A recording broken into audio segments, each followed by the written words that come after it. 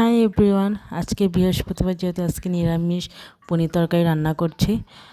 তো আজকে পনিরগুলো প্রথমে ভেজে নিলাম, তারপরে এখানে তিতাগুলো চাকচাক করে কেটে নিলাম।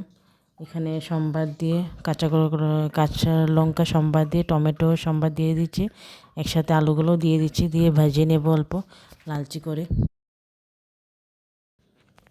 ঢাকা খুলে দেখি আলুগুলো ভাজা হয়ে গেছে অল্প, তো নাড়াচাড়া দিয়ে তিতাকেলাগুলো বসিয়ে দিলাম, ভাজা হচ্ছে।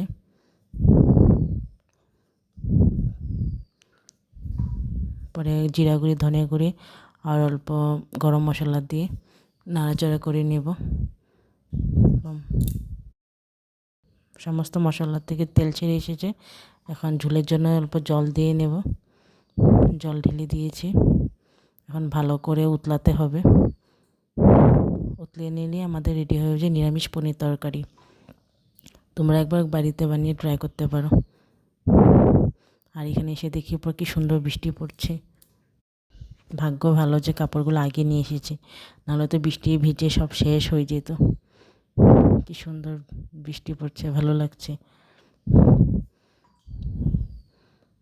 টিপ টিপ করে বৃষ্টি পড়ছে। ভিডিওটা ভালো লাগলে লাইক কমেন্ট শেয়ার করে আজকের জন্য বাই বাই।